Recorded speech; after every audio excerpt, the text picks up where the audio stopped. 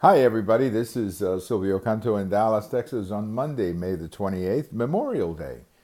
We certainly salute every one of you on Memorial Day. You know, Memorial Day is a day we remember. We don't necessarily celebrate Memorial Day the same way we celebrate July 4th or other holidays. It's more a day to remember.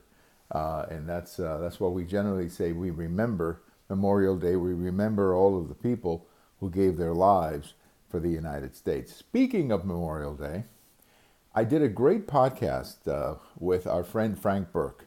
Frank is an author. He's been a longtime friend of our show. And we did a great podcast on Memorial Day. And Frank brought back a speech he had delivered about 5 years ago about Memorial Day. And it's available in the archives. If you go down in the archives, you'll see our show with Frank Burke. I would really recommend it. I think you're going to gain a great perspective of what Memorial Day is and exactly what we remember on Memorial Day. So check that out. I think you're going to enjoy it. Well, today I want to talk about Colombia. They're having a presidential election in Colombia this year. In fact, there's two very important elections happening in Latin America. One in Mexico at the beginning of July. We'll be talking a lot more about that over the next few weeks, and one down in Colombia. Colombia is the fourth largest economy in Latin America, so obviously a very consequential country.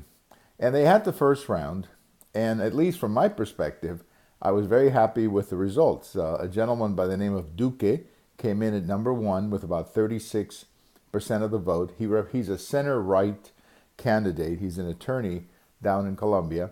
And coming in number second with about 25% of the vote was a fellow by the name of Mr. Petro, who is a socialist, more of a left-center type of candidate. So I think that right now you have to say that the situation in Colombia looks very favorable for the election of Mr. Duque in the next round. Now, he still has to get 51% of the vote. He's got to go from 36 to 51, and he's got to figure out some way of persuading some of the other candidates to endorse him, or at least persuade 51% of the people in Colombia that he's got a better idea than Mr. Petro.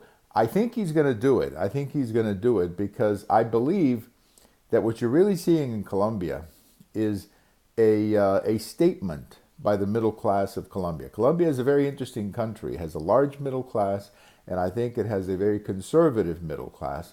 And I think that's what you're going to see in the next round. You're going to see that middle class make a very conservative move and elect Duque as the next president. I'm sure that former President Uribe, in my opinion, one of the best leaders in Latin America in recent memory, I'm sure he's feeling pretty good about this election. He should be.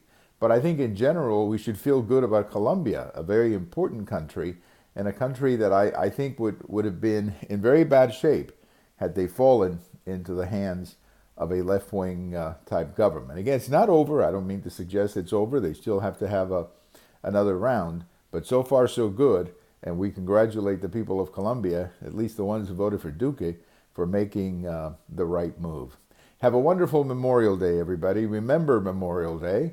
And we will talk to you later. This is Silvio Canto in Dallas. We have all of these videos over at YouTube. We have them on Twitter.